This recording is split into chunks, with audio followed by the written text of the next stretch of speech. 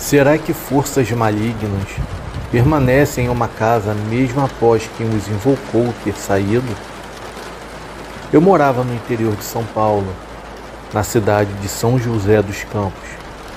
Em certo momento, a minha família e eu estávamos nos mudando para uma outra casa. A nova residência para a qual nós nos dirigíamos não era tão antiga, nem peculiar, e não chamava atenção de forma alguma. No entanto, alguns eventos estranhos chamaram verdadeiramente a nossa atenção. No dia da nossa mudança, a minha mãe, ao examinar os novos aposentos da casa, estranhou porque encontrou restos de vela de várias cores embaixo do tanque. No entanto, ela não deu muita importância e continuou com suas tarefas.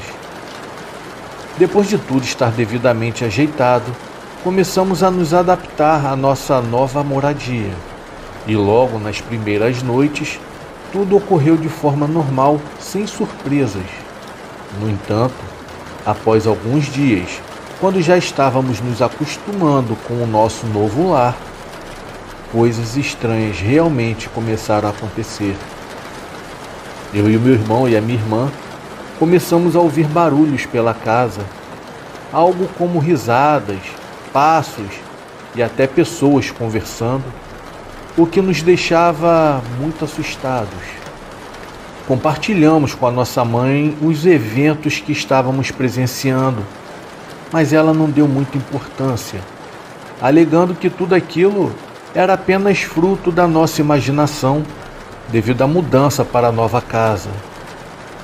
Diante disso, decidimos seguir com a nossa rotina, pensando que nada mais aconteceria, até que coisas ainda mais estranhas começaram a acontecer. Em uma determinada manhã, a minha mãe acordou assustada. Ela e o meu irmão tinham ido dormir em suas camas, mas ao acordarem, estavam um na cama do outro, ou seja, em camas trocadas. Isso foi muito assustador. Luzes acendiam e se apagavam sozinhas, e muitas das vezes ouvíamos passos. Todos esses eventos assustadores se repetiam ao ponto de nos acostumarmos com toda aquela situação. Afinal, éramos crianças e achávamos que era apenas o nosso medo. Eu, sendo muito medrosa, sempre chamava minha mãe para me levar ao banheiro ou buscar água durante a madrugada. Houve uma noite em que eu chamei a minha mãe e ela sempre vinha ao meu quarto no meio do escuro. Eu ouvi os passos dela se aproximando do quarto e quando os passos chegaram perto da minha cama, eu senti a sua presença ao meu lado. Foi nesse momento que eu pedi para que ela me levasse ao banheiro. No entanto, quando eu olhei para ela, eu levei um grande susto.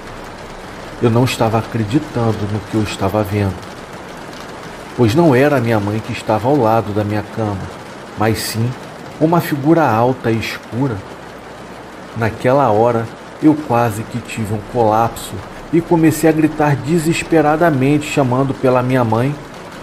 Ao ouvir os meus gritos, ela correu para o meu quarto e quando eu contei o que havia acontecido, ela mais uma vez não deu muita importância, dizendo que eu devia estar sonhando e que tudo não passava da minha imaginação. Os eventos continuaram ocorrendo e coisas estranhas começaram a chegar pelo correio e sem remetente. Uma dessas coisas era uma foto estranha de um peito masculino com uma grande borboleta. Como a minha mãe não acreditava em eventos sobrenaturais, ela achou a foto interessante e até a transformou em um quadro que ela mantém até hoje em dia. Os passos e as outras coisas estranhas continuaram também acontecendo e devido a isso, eu tinha muito medo daquela casa. Foi então que do dia para a noite, a minha mãe decidiu nos mudar de lá. Eu não sei se foi porque vivenciávamos muitos eventos sobrenaturais e que nós enchíamos a cabeça dela com aquilo, ou se ela simplesmente também vivenciou algo que a assustou. Mas ela nunca nos contou nada, pois ela não compartilhava praticamente nada conosco. Quando chegou o dia da mudança, estávamos retirando os móveis do meu quarto e do quarto dos meus irmãos. Em um determinado momento, um dos tacos do piso se soltou. Embaixo do taco, onde estava o solo do quarto, havia uma espécie de terra vermelha. Achamos aquilo estranho, mas ali não demos muita importância, pois estávamos aliviados por deixar aquele lugar assustador para trás. Quando fomos apagar a luz do quarto, o interruptor saltou sozinho e voou, sabe-se lá para onde. Procuramos em todo o quarto e não o encontramos. Depois que nós nos mudamos, uma vizinha contou para minha mãe que aquela casa era usada para práticas religiosas e que o nosso quarto era considerado um terreiro na época. Bom, isso explicava muitas das experiências assustadoras no qual tivemos naquele local. Finalmente, nos mudamos para uma outra casa, onde pensávamos que tudo melhoraria. No entanto, eventos ainda mais aterrorizantes estavam por vir. Após os inúmeros fatos assombrosos que ocorreram na casa onde morávamos anteriormente, então nós nos mudamos para uma outra casa, maior que a primeira e localizada em um bairro bem melhor. A casa era boa e grande. Eu tinha um quarto só para mim, o meu irmão tinha um próprio quarto e os meus pais tinham o deles. Havia sobrado um pouco mais de espaço, pois a minha irmã havia se casado e não morava mais conosco. No começo, tudo ocorria de forma normal e sem acontecimentos fora da rotina. Levávamos uma vida normal, até que um certo dia eu ganhei um cachorro, aquele que eu batizei de Salsicha. Eu fiquei muito apegado a ele e ele passou a fazer parte da nossa família. No entanto, algum tempo depois ele ficou doente e infelizmente acabou falecendo. Na verdade, eu não sabia disso, pois os meus pais haviam me dito que o cachorro havia fugido com o objetivo de evitar que eu ficasse sofrendo. Passaram-se então mais alguns dias. Eu estava varrendo um corredor bem grande que ia da sala até o quarto dos meus pais. Eu estava varrendo na saída do meu quarto. Foi quando eu vi o meu cãozinho passando pelo corredor. Eu corri para o corredor e o vi seguindo direto até o quarto dos meus pais. Na hora eu morri de felicidade, achando que o meu cão havia voltado, pois eu não sabia que ele havia morrido. Eu corri atrás dele e cheguei no quarto dos meus pais, onde eu fiquei procurando por ele. No entanto, ele havia desaparecido. Eu achei aquilo super estranho. Eu não sabia explicar o que estava acontecendo. Em um outro dia, eu faltei à aula. Eu estava dormindo até mais tarde. Eu ficava sempre sozinha durante o dia em casa, até que de repente eu acordei com um barulho. Era como se alguém estivesse andando no forro da casa. O barulho não passava de jeito nenhum. Eu fiquei super assustada, pois eu estava sozinha. Eu achava até que tinha alguém andando no forro da casa e que estava bem em cima do meu quarto. Como eu estava morrendo de medo, eu fiquei lá quietinha esperando passar. Foi então que a campainha da casa tocou e, ao olhar pelo olho mágico, eu vi que era minha vizinha da frente. Eu abri a porta e ela me disse que estava assustada, pois tinha um homem estranho em cima da casa. Nesse momento eu não perdi tempo e liguei para os meus pais, que mandou chamar a polícia. Eu telefonei então para a central, ajudando na ligação, pois eu não sabia se os meus pais haviam conseguido. E em menos de um minuto, 2 viaturas da polícia estavam lá. Afinal, era um homem estranho em cima de uma casa onde havia uma criança sozinha. Os policiais vieram correndo, procuraram, reviraram a minha casa toda, Reviraram a casa da vizinha e nada. Não acharam nenhuma telha fora do lugar e disseram ser impossível alguém estar andando lá em cima, pois não tinha nada rachado, não tinha nada que comprovasse que realmente havia alguém ali em cima. Como não encontraram nada, hoje em dia eu acredito que aquilo poderia ter sido um espírito que estava vagando por ali. Essa minha vizinha era espírita e ela dizia ver essas coisas. O que também sempre acontecia por lá era que eu escutava passos no corredor da nossa casa. Parecia que havia alguém andando ali. No entanto, quando eu ia olhar, eu não via ninguém. Os meus pais nunca viram nada e não acreditavam em mim. Então, eu parei de contar esses fatos estranhos que eu presenciava, ficando com medo só para mim guardado. E foi assim, até o dia que eles presenciaram algo assustador.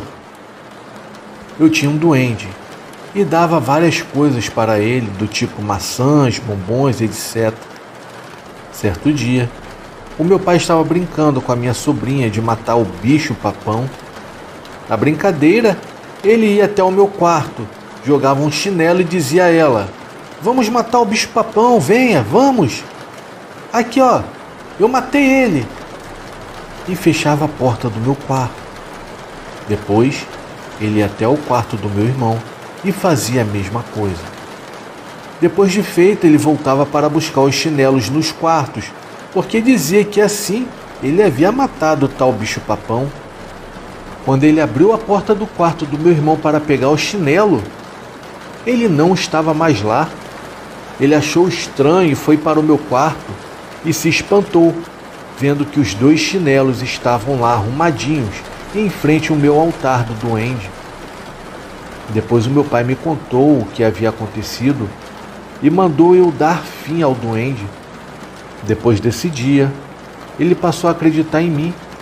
Quando eu contava essas coisas estranhas que aconteciam lá em casa, no qual sumia tudo, e essas mesmas coisas iriam parar em lugares aleatórios e até em cima do guarda-roupas, o meu pai ficava bem pensativo.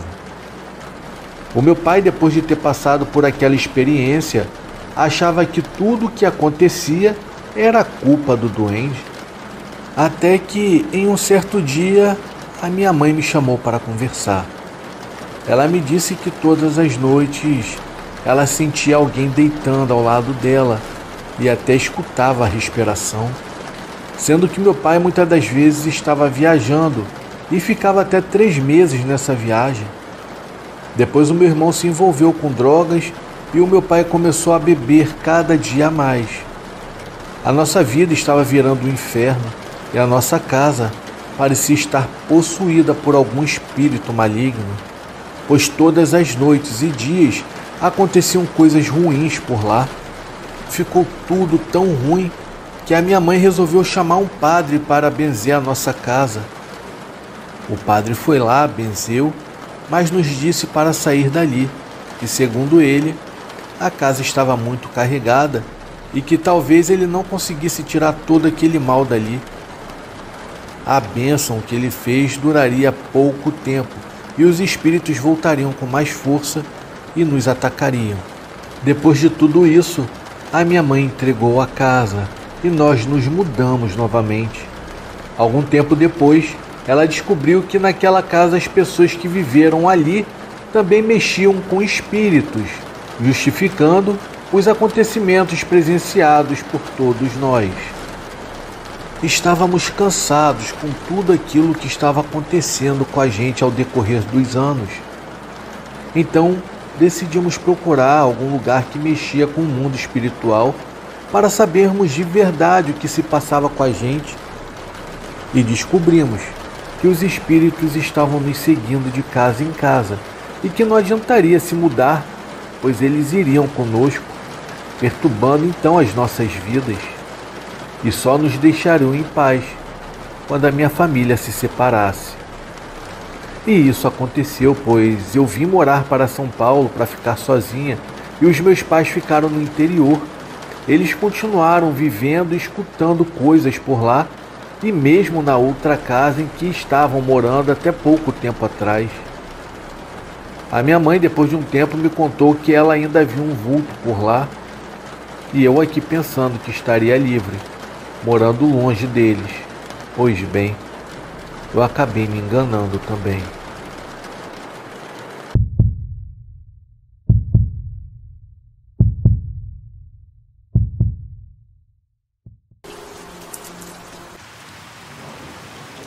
Boa noite a todos do canal Terror e Chuva. O meu nome é Rafael e sou policial militar. Eu trabalho em uma cidade no interior do Rio Grande do Sul. Eu não falarei o nome da cidade e nem a delegacia no qual eu trabalho, pois isso me traria problemas futuros. Bom, eu estou na polícia por cerca de 10 anos e eu nunca vi muita loucura, exceto por algumas prisões tardias por causa de drogas, algumas chamadas por motivo de roubo e outras por motivo de agressão. Na verdade, é que no Rio Grande do Sul, e se tratando do interior, é bem mais tranquilo comparado a outros estados que temos no Brasil. Houve uma noite que eu recebi uma chamada de perturbação para investigar um grito que veio de uma casa próxima. Geralmente, uma chamada como essa significaria uma disputa doméstica ou até mesmo algo tão inofensivo quanto pessoas bebendo e sendo barulhentas.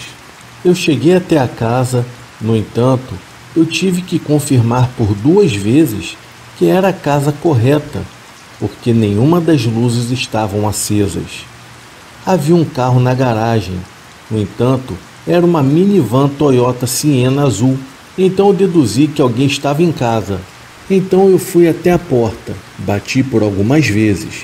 O vizinho deve ter visto meu carro, pois ele saiu e caminhou até a mim, me informando que ele era quem havia chamado a polícia.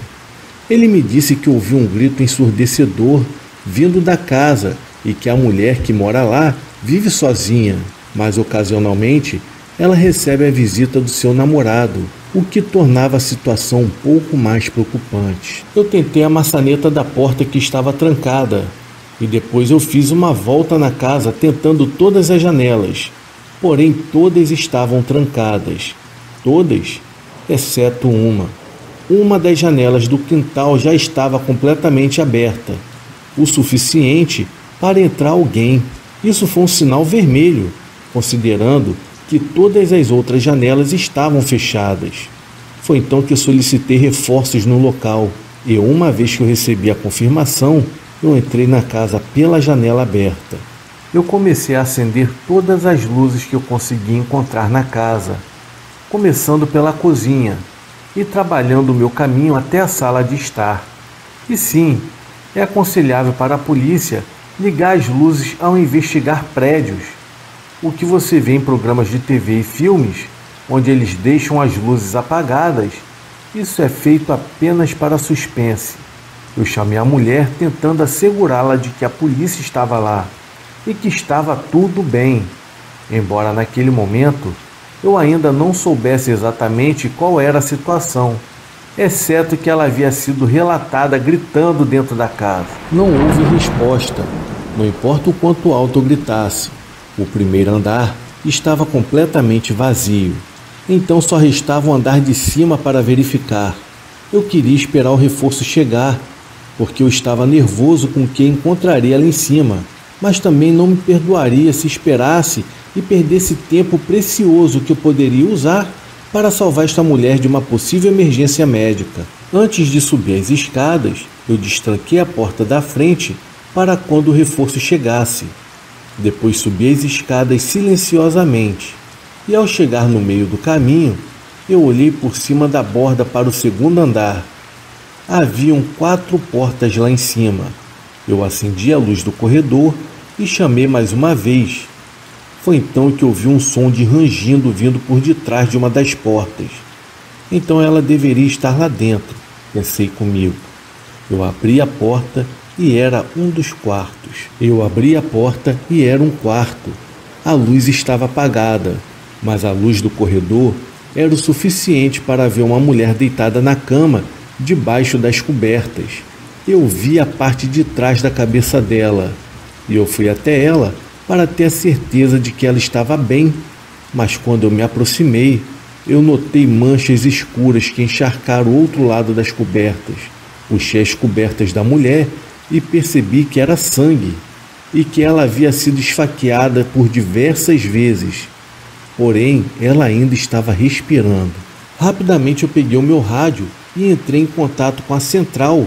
Eu pedi reforços de imediato e uma ambulância, pois o rangido que eu ouvi momentos antes, de repente não fazia sentido se essa mulher estava na cama assim, e dado que ela estava inconsciente, pois alguém havia colocado ela na cama muito provavelmente.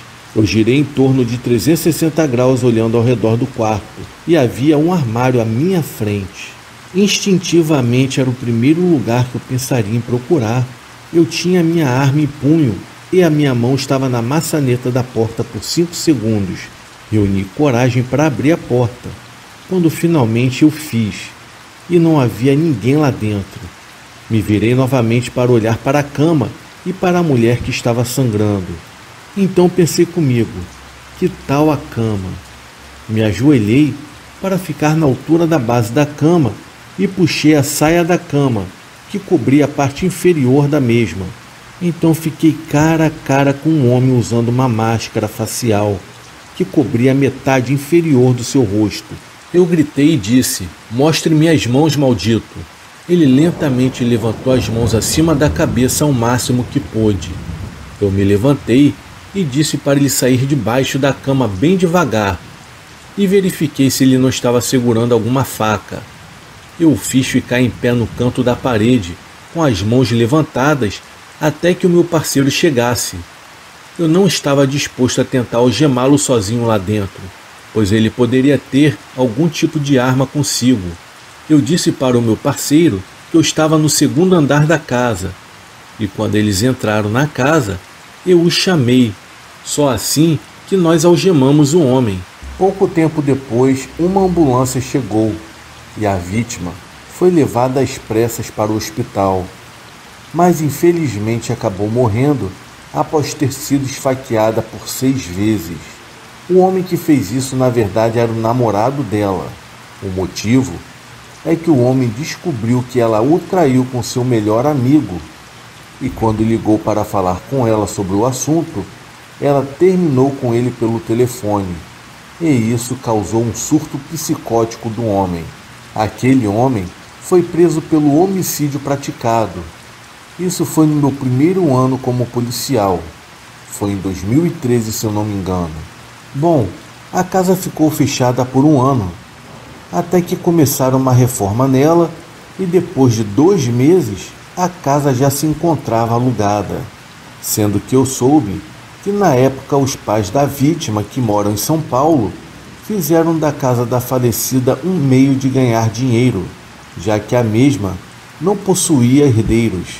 Quando foi em 2015, eu estava em um churrasco na casa de um amigo e começou a rolar um papo de que a casa da falecida era assombrada, pois coincidiu que um vizinho dela estava no mesmo churrasco que eu me encontrava e, segundo ele, algumas coisas estranhas estavam acontecendo naquela casa, como por exemplo, o casal que estava na casa ouviam passos de alguém subindo a escada correndo, ouvia o som da TV como se estivesse ligada durante a madrugada, ouvia som de descarga, isso tudo durante a madrugada, sendo que o pior aconteceu.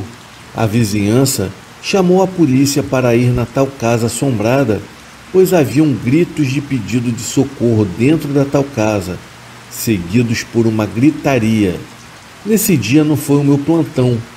Quando os policiais entraram na casa, que estava com a porta aberta, se depararam com a mulher morta, com os olhos abertos, olhando para a direção da parede. Na verdade, ela estava olhando para o nada. Foi uma cena tenebrosa. A mulher de nome Nathalie morreu com um semblante de medo, segundo os próprios policiais e vizinhos que a viram. Foi um choque para os vizinhos, e principalmente para o marido da mulher, que no dia estava trabalhando em outro estado. Ele vinha para casa de 14 a 14 dias, e a Nathalie estava completamente sozinha no dia da sua morte. Foi então que começou a rolar muitos boatos de que a casa era na verdade uma casa amaldiçoada, pois era a segunda pessoa que havia morrido nela. Passaram-se 5 anos daquele fatídico dia e a casa estava completamente fechada, até que uma família alugou a tal casa. O engraçado é que eu cheguei a conhecer um novo morador da casa no supermercado. Por ser uma cidade pequena do interior, acaba todo mundo se conhecendo pelo menos de vista. Porém, da minha parte, eu não toquei no assunto da assombração e das mortes, e eu acredito que ninguém da vizinhança também não tocou no tal assunto. Até que certa noite, no meu plantão, o nosso departamento recebeu uma ligação de desespero. Um homem ligou para a delegacia para informar que havia um invasor dentro da casa dele e que ele e a sua família estavam dentro do quarto do casal com a porta trancada. Eu pedi o endereço da residência e quando eu vi o endereço, era para tal casa supostamente assombrada. Na hora eu pensei, meu Deus do céu! Nesse dia eu estava com um novato. Ele havia sido transferido para a delegacia da nossa cidade. E quando chegamos na residência, o portão estava aberto. Entramos pelo quintal e nos deparamos com a porta da sala, que estava totalmente escancarada. Isso era por volta das 4 horas da manhã. Nesse dia, estava com uma chuva torrencial. E para piorar, a casa estava completamente sem luz. Eu achei bem estranho na hora, porque a rua estava com luz e só a casa estava sem energia. Parecia um filme de terror, literalmente. Eu e o meu parceiro ficamos em alerta com a arma em punho. Rodeamos a casa por inteiro e em seguida entramos e olhamos tudo na parte de baixo da casa. E não tinha nada. Então decidimos subir para o andar de cima. Estávamos clareando o ambiente com as nossas lanternas. Foi então que eu comecei a chamar pelo Rogério, pois ele era o novo morador da casa. Eu perguntava, Rogério, você está aí? E nada. Eu não obtive nenhuma resposta naquele momento. Eu perguntei novamente, Rogério, você está aí, Rogério? Foi então que ele grita, estamos aqui, pelo amor de Deus, estamos aqui. Bom, ele estava no último quarto do corredor.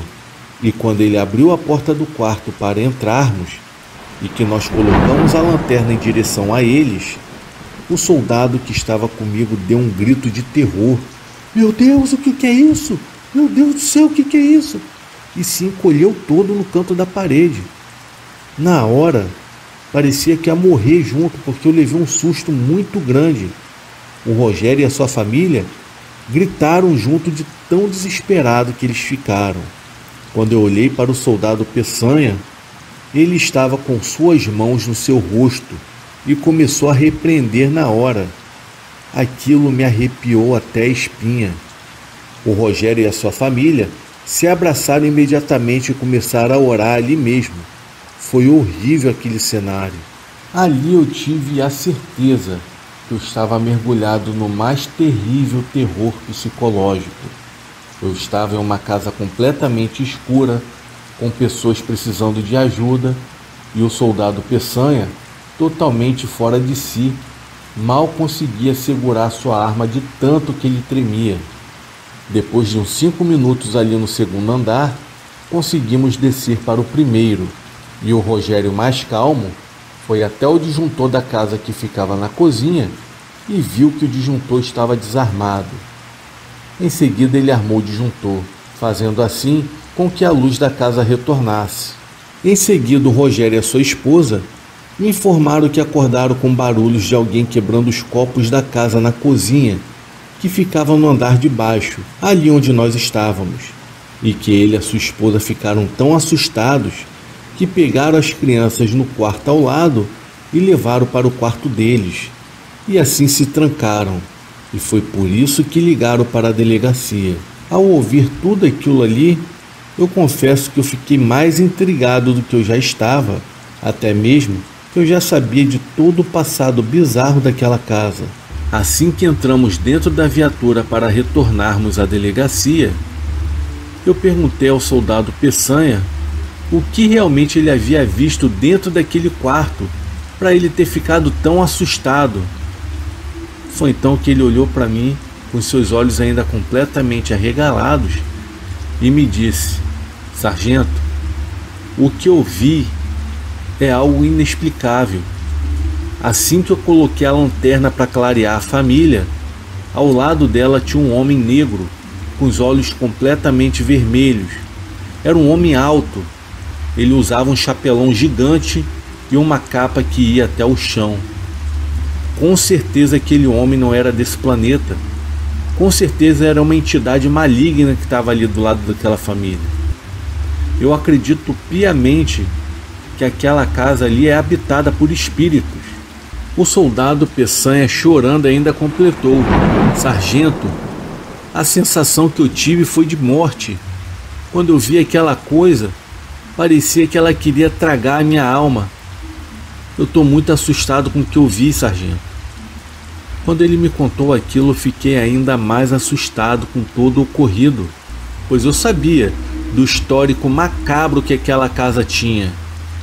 Havia uma morte causada por homicídio e a outra foi uma morte completamente misteriosa, que alguns falam que foi infarto, porém outros que viram a mulher naquele sofá dizem que ela morreu porque ela havia visto com certeza algo perturbador, pois ela morreu com seus olhos completamente arregalados e ela estava com a feição completamente de assustada.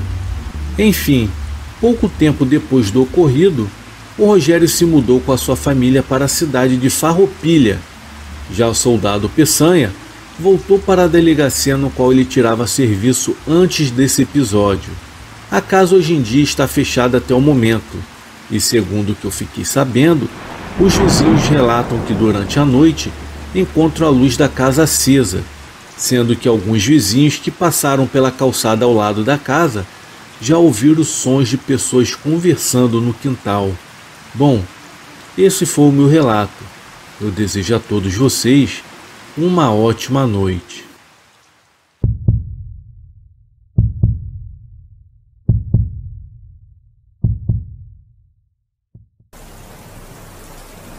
Criaturas estranhas e sinistras habitam o universo, surgindo e desaparecendo misteriosamente, provocando durante suas curtas visitas fenômenos assustadores e inexplicáveis. O acontecimento que eu irei relatar agora para vocês ocorreu comigo e mais um amigo, a quem eu chamarei simplesmente de Zé, e foi nos meados do ano de 1999, na cidade de Jacarezinho, no estado do Paraná. Eu havia ingressado recentemente na faculdade de Direito e ainda não estava trabalhando. Então eu saí a pé durante a noite com os meus amigos para tomarmos uma cerveja e assim conversarmos um pouco. Eu costumava sempre voltar para casa após a meia-noite. Numa noite de agosto ou setembro, pois eu não me lembro ao certo, eu saí e não encontrei os meus amigos na lanchonete que costumávamos a frequentar. Então, após uma garoa forte, eu resolvi voltar para minha casa. Eu estava passando por uma das avenidas principais da cidade, sendo esta em uma via bem arborizada com construções antigas da primeira metade do século XX, época da fundação do município, na qual ficavam a uma quadra um do outro em lados opostos da via, a Faculdade de Direito e o Colégio Rui Barbosa, que era um prédio grande com um extenso gramado à sua frente, adornado por grandes árvores e um muro bem baixo. Enquanto eu passava em frente a essa escola, eu acabei encontrando quase na esquina o meu amigo Zé, mencionado anteriormente. Ele estava retornando da casa da sua então namorada. Como estávamos sem sono, decidimos ficar ali conversando e nos sentamos no muro da escola, que era em frente a um poste de energia elétrica de frente para a avenida. Já era perto da meia-noite, a cidade estava bastante vazia Os ônibus que transportavam os estudantes das outras cidades para as faculdades já haviam partido e quase não havia carros ou pessoas transitando pela avenida ou vias adjacentes. É a partir desse ponto que a parte fantástica e horripilante da história se desenrola. Subitamente, entretidos em nossa conversa, percebemos que as luzes dos postes estavam se apagando na avenida acima de ambos os lados da via. Era como se um blackout estivesse se aproximando em nossa direção. Olhávamos para uma outra direção e percebemos que o mesmo acontecia. Era como se a escuridão quisesse colidir com a escuridão que vinha do outro lado. Restaram acesas apenas a lâmpada do poste situada à nossa frente e a do poste logo adiante, além de uma lâmpada que ficou piscando intermitentemente em um poste do outro lado da avenida. O resto era uma escuridão macabra que cobria toda a redondeza. Percebemos que toda aquela parte da cidade estava mais escura. Como voltar para casa no escuro, pois não estava em nossos planos? Decidimos ficar ali até a energia elétrica voltar. Não havia mais ninguém na rua e ficamos por mais um tempo conversando e indagando sobre o que poderia ter causado o apagão repentino. Será que foi algum acidente? Ou a chuva mesmo? Bom, nós não sabíamos. Foi quando percebemos que havia alguém vindo em nossa direção, saindo das trevas que se instalavam nas quadras logo abaixo de onde estávamos. Inicialmente, vimos apenas o vulto de uma pessoa caminhando devagar na escuridão do mesmo lado da via. Começamos a delinear sem muita atenção e comunicação sobre a pessoa que vinha se aproximando. Quando o sujeito chegou perto da esquina do quarteirão anterior, a uns 30 metros de onde estávamos, quase para atravessar a rua e cruzar a avenida, percebemos que era um homem de estatura mediana, vestido completamente de preto com calça e sapatos e uma camiseta tipo regata. Ele tinha um pouco de calvície e olhava fixamente em nossa direção com um olhar parado, meio que em transe. O meu amigo Zé, então, de maneira irônica, sussurrou bem baixinho: "Só falta ser um viciado vindo encher o nosso saco." Ele disse para que não olhássemos e deixássemos aquele sujeito passar batido. O mais estranho é que o tal sujeito andava devagar, parecendo que andava e não chegava. Pelo que eu me lembro, ele continuava com aquele olhar estático que a gente percebia olhando assim de relance, para não dar trela para o tal, até que o mesmo chegou perto da gente. Foi quando aconteceu uma das coisas mais estranhas e inexplicáveis que eu já vi até hoje. Pois foi tamanha a sincronicidade da coisa. O sujeito estava vindo pela calçada e, ao passar pela gente e o poste que estava à nossa frente, a lâmpada simplesmente se apagou ao mesmo tempo em que ele soltou um grito estridente e em seguida ele falou alto, quase gritando: "Eu quero trevas hoje aqui nessa cidade." E do nada, soltou uma gargalhada bem sinistra. Ele continuou andando em frente com um olhar fixo adiante e continuou resmungando umas coisas desconexas enquanto andava sem olhar para trás.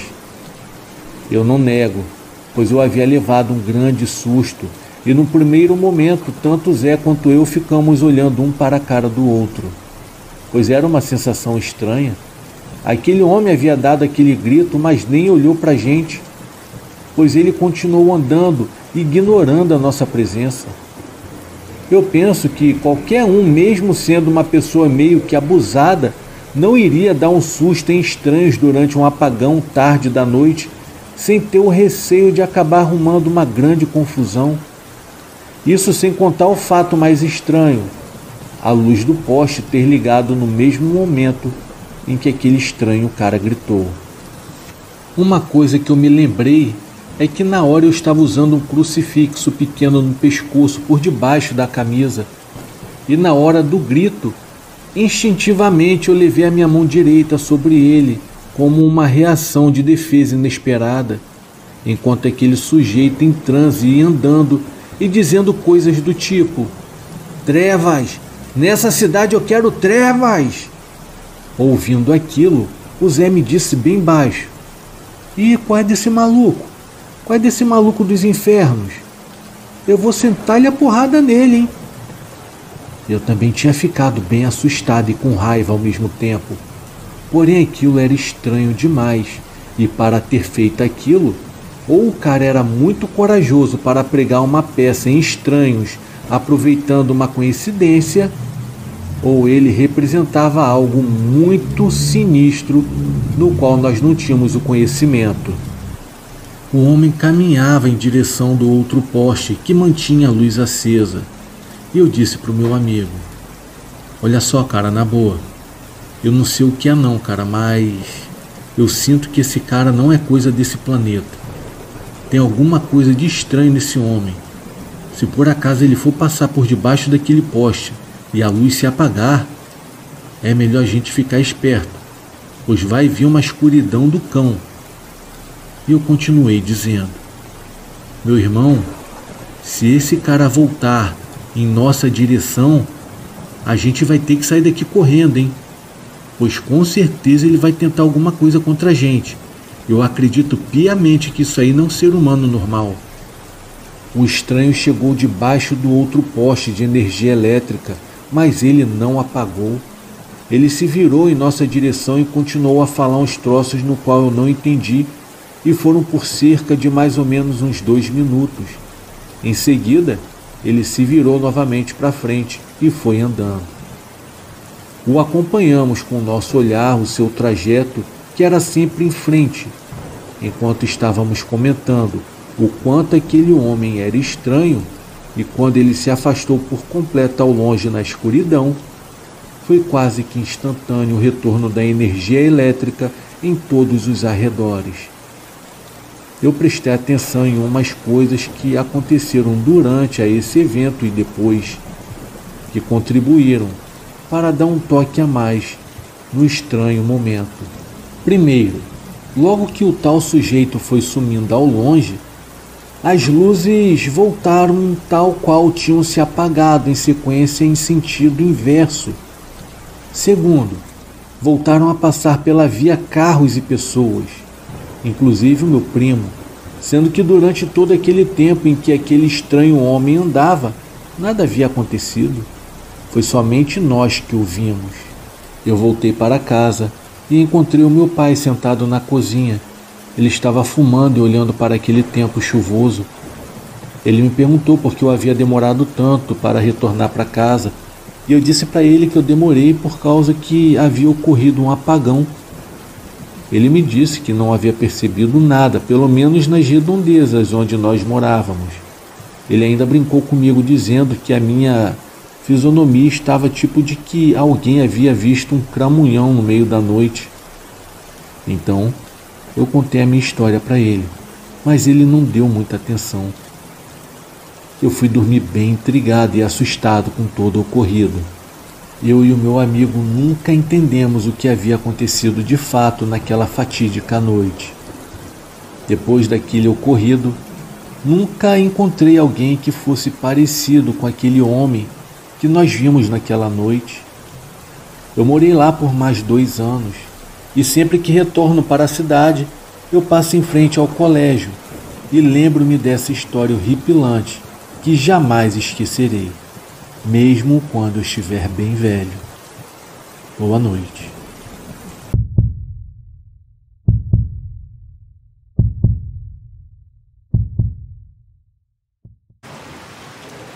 Boa noite.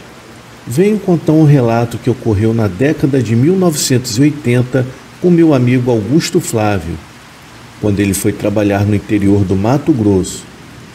O meu amigo Flávio é natural do interior da Bahia, onde viveu até os seus 16 anos de idade. Como ele era um rapaz sozinho no mundo, nessa época ele recebeu uma proposta para trabalhar no centro-oeste do Brasil, junto com seu amigo André, Como naquele tempo o André tinha um Fusca 69, o Flávio então não se preocupou com o transporte. Já que os dois eram como irmãos e certamente o André não iria negar uma carona, eles arrumaram toda a bagagem e partiram para o Mato Grosso. Por ser uma viagem cansativa, os dois ficaram uns 4 dias na estrada viajando de Fusca. Depois de uma longa jornada, finalmente eles chegaram numa grande fazenda do século XIX.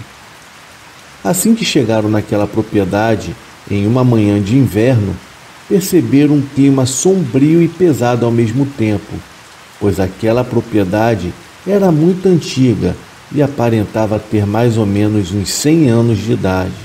Assim que puseram os pés fora do Fusca bege, foram recebidos por João Santana e o seu encarregado-chefe Antônio Calixto, que estavam saindo de dentro da casa.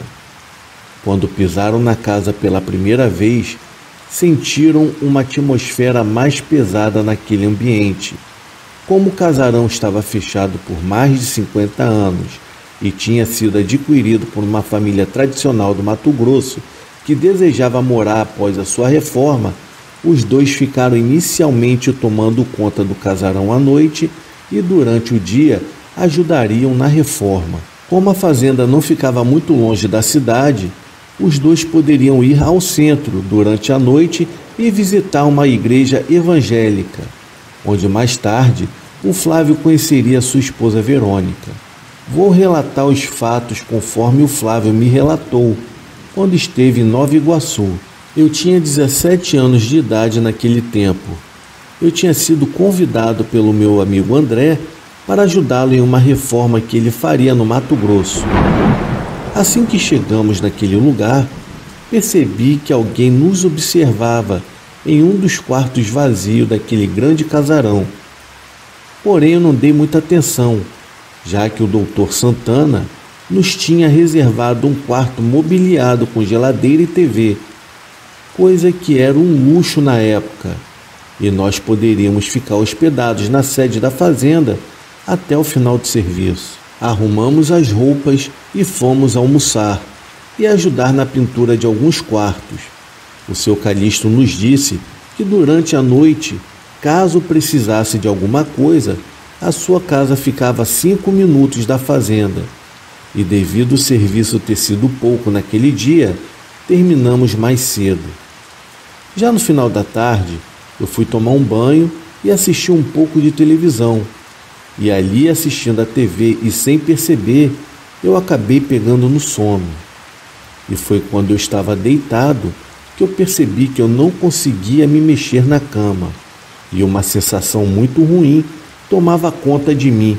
Os meus olhos não se abriam e eu sentia como se alguém estivesse me observando. Por mais que eu tentasse gritar ou me movimentar, nada acontecia. Como sempre, fui uma pessoa que sempre acreditei muito em Deus. Comecei chamando então pelo nome de Jesus e de repente eu acabei me despertando. Mas ao abrir os meus olhos, o que eu pude ver foi uma sombra negra em pé, perto do guarda-roupas. Aquela coisa tinha uma forma de homem, com um chapéu e uma longa capa preta, em forma de fumaça, que cobria parte do seu corpo. Aquilo foi uma experiência muito macabra para mim. E em um piscar de olhos, o monstro desapareceu. Já mais tarde, por volta das 00:30, André dormia na outra cama, com um sono muito pesado. Eu até pensei em chamá-lo, mas não quis perturbar o seu descanso. E durante aquela noite, eu não consegui dormir mais. Até cheguei a imaginar que alguém me olhava pela janela, pois não tinha cortina, e mesmo com um pouco de medo, eu resolvi levantar-me da cama e dar uma espiada pela janela. Mas ao fazer isso, eu acabei avistando lá embaixo uma criatura com forma humana. Aquela coisa tinha uma cor negra muito escura e correu em uma velocidade aterrorizante, sumindo em direção à estrada escura. Assim que o dia amanheceu, o seu João e o seu Calixto chegaram com os homens para ajudar na obra. Naquele mesmo dia, eu perguntei para o André se ele havia percebido algo de estranho naquela casa. E o mesmo me disse que ao entrar no quarto e me viu dormindo, ele sentiu que havia mais alguma outra pessoa ali dentro nos observando. E com tudo isso, procurou e não encontrou ninguém no quarto. Após aquela conversa, fui distrair um pouco a mente, tomei meu café e fui ajudar o pessoal que estava reformando a fachada do casarão. E foi neste dia que eu conheci um rapaz evangélico por nome de Josué, que congregava em uma pequena igreja no centro da cidade.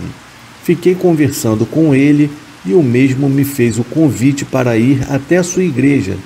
Mas como eu não gostava de protestantismo naquele tempo e simplesmente por acreditar que Deus não estava ali, inventei uma desculpa e fui jogar um entulho em uma ribanceira perto do rio, que banhava a fazenda. Ali mesmo eu fiquei um pouco distraído pensando na vida. E de repente percebo que alguém ou algo me observava novamente. Mas eu não consegui ver quem era.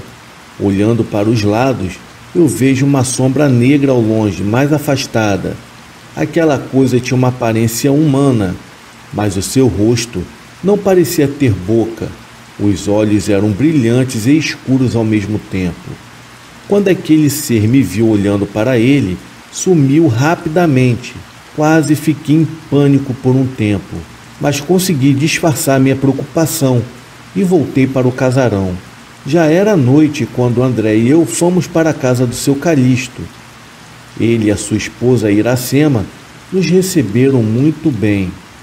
Na casa só moravam os dois com os filhos mais novos, Emerson e Marcelino, que ainda eram pequenos naquela época.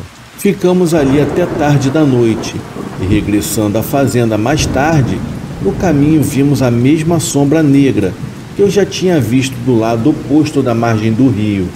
Aquele ser estranho passou rapidamente na frente do Fusca e sumiu dentro da mata. Já em casa, André, meio assustado, foi assistir TV e eu fui dormir, pois eu tinha que me preparar para o dia seguinte. Quando eu estava dormindo, eu sonhei que eu saía do meu corpo e caminhava dentro daquela casa. Ao caminhar dentro do velho casarão, eu via André deitado e roncando, e o meu corpo imóvel na cama. Fui em direção à janela e vi um homem vestido com roupas negras esfarrapadas, com um chapéu na cabeça e os seus olhos eram amarelos iguais a de um gato. Sabe aquele filme Olhos Famintos? Pois é, aquele homem do meu sonho era igualzinho a ele, porém a sua aparência ainda era pior. E como se não bastasse, aquele ser asqueroso abriu a sua boca, dando várias risadas macabras, e com seus dentes pontiagudos me encarava, fazendo a minha alma ficar cada vez mais gelada. Eu comecei a sentir uma falta de ar e o meu corpo foi puxado para fora da casa. E quando eu cheguei em frente do casarão, eu vi um outro demônio se escondendo perto daquele homem horrível. E essa criatura era ainda pior. Esse outro ser era muito peludo e a sua aparência era de um lobo com longos chifres. Ele tinha um olhar de muito ódio.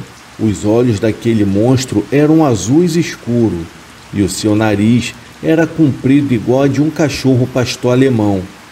Aquele ser dava urros macabros, só que não sei como descrever.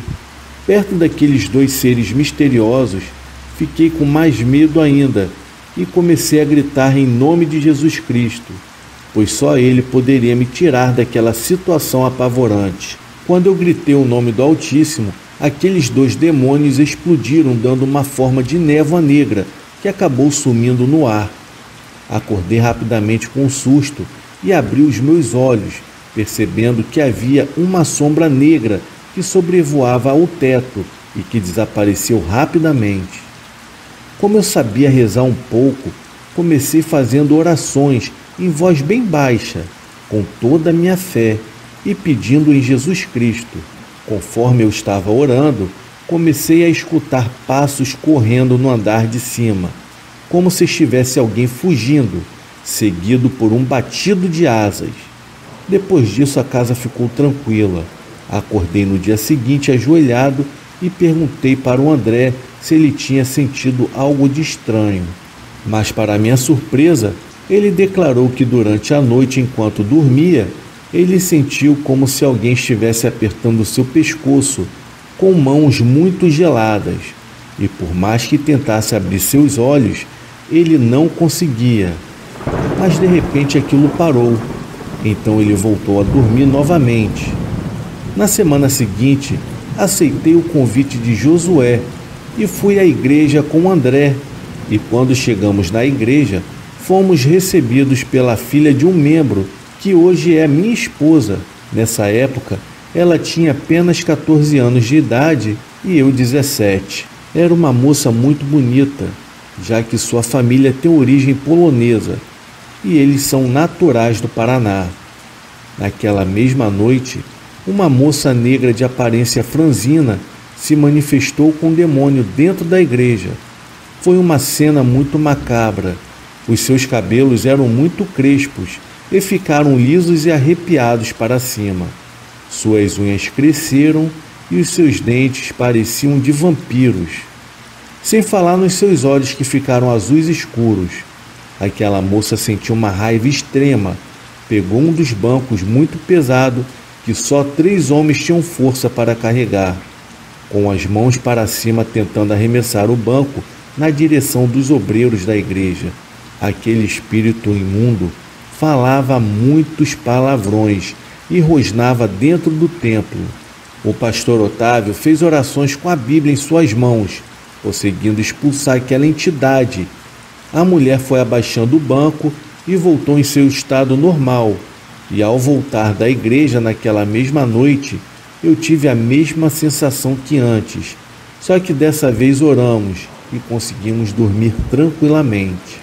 Uma semana depois, eu tive o mesmo pesadelo com o mesmo homem do sonho anterior, só que dessa vez eu havia saído do meu corpo e voava na direção do céu.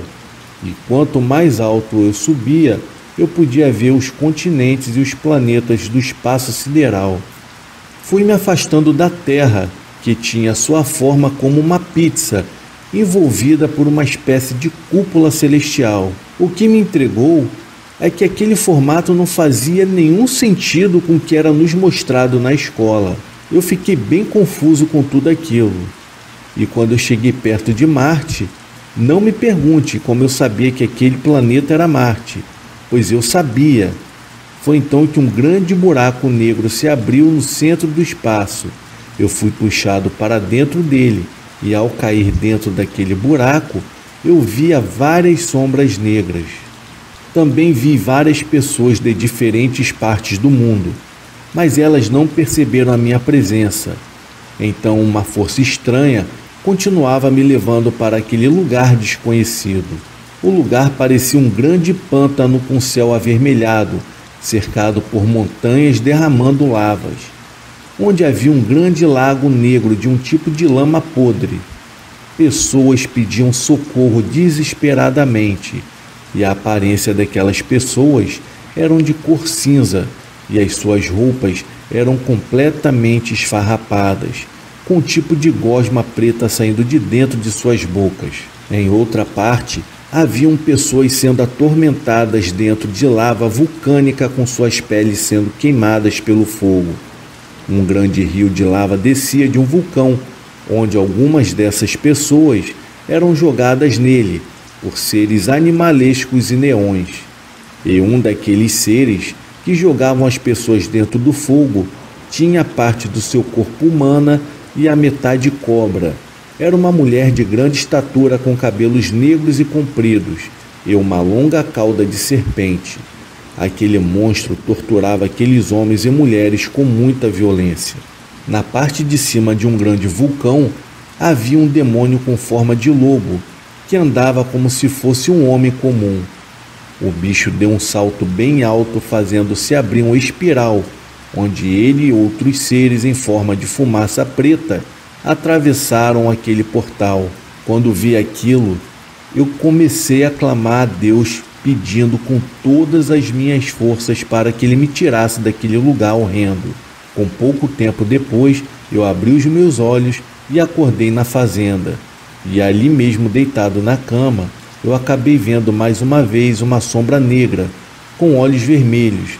Aquela coisa estava na janela me olhando. Foi quando, de repente, uma voz doce e suave gritou lá de fora, dizendo que Deus não iria permitir que voltassem a perturbar os seus filhos. Aquela coisa ficou furiosa e se transformou em um redemoinho preto, que, girando como um peão, sumiu na escuridão.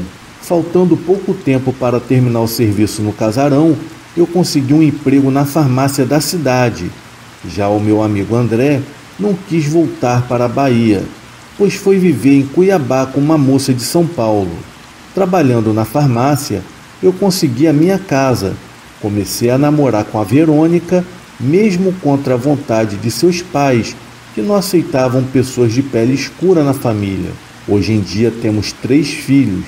Algum tempo depois, eu acabei tomando conhecimento que um antigo casarão ficou ocupado durante a Guerra do Paraguai pelas tropas de Solano Lopes e que, segundo algumas fontes, a tropa teria cometido um massacre no lugar e violentado algumas mulheres que viviam ali antes do final da guerra. Pouco tempo depois, o Duque de Caxias teria recuperado o lugar e massacrado os invasores. Mas isso foi o de menos, pois o lugar ainda servia como terreiro de magia negra. Hoje o lugar está restaurado, mas infelizmente ainda é assombrado por espíritos malignos. Bom, pessoal, esse foi o relato. Eu desejo uma ótima noite.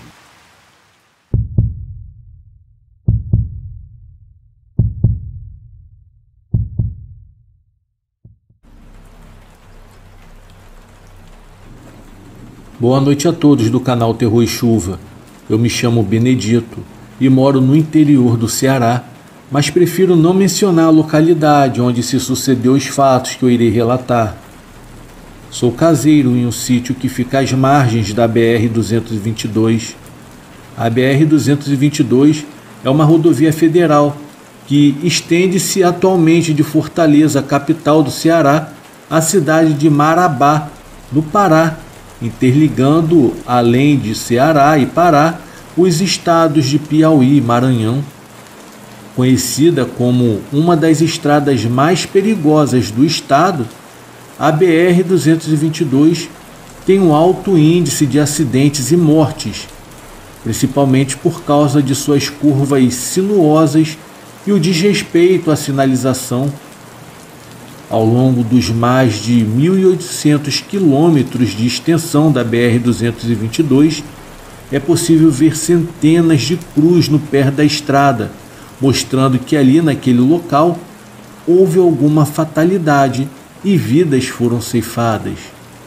Muitas são as histórias contadas por quem mora próximo ou já presenciou algo sobrenatural nessa estrada, desde espíritos que vagam pelo trecho e surgem no meio do nada a assombrações atravessando a pista. É uma energia bem pesada de ruim. Certo dia, lá por volta das 18 horas, eu percebi que a ração do gado havia acabado. Eu precisaria ir até a cidade mais próxima para comprar, pois tinha que abastecer os coxos para dar comida aos bichos muito cedo, então eu teria que providenciar a ração antes mesmo do amanhecer. Eu peguei a minha moto às pressas e saí pela BR, pois já estava escurecendo, e após eu andar uns 4 quilômetros, do nada eu senti um peso na garupa da minha moto. Era como se alguém bem pesado tivesse subido nela. Naquele instante, eu senti um calafrio que subiu pela minha espinha dorsal. Um suor frio tomou conta de mim.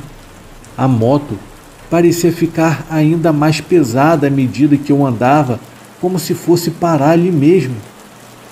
Naquele instante, eu comecei a rezar e pedir por proteção, pois eu senti como se algo ruim fosse acontecer. A moto foi ficando mais leve depois de um tempo, e eu cheguei na cidade completamente pálido. Eu sentei na pracinha e respirei um pouco, tentando entender o que era aquilo que havia acontecido. Bom, eu comprei a ração e decidi então dormir aquela noite na casa de um conhecido meu que morava ali pelas proximidades, até mesmo para eu não ter que passar por isso novamente naquele dia. Chegando na casa desse meu conhecido, eu relatei o que eu tinha acabado de passar e o mesmo me falou que o pai dele também havia passado pela mesma situação que eu passei naquele trecho, e ele dizia que na verdade era uma assombração que perturba quem trafega naquele horário. No dia seguinte, eu voltei para minha casa logo pela manhã bem cedo e nunca mais eu saí durante a noite por aquela estrada.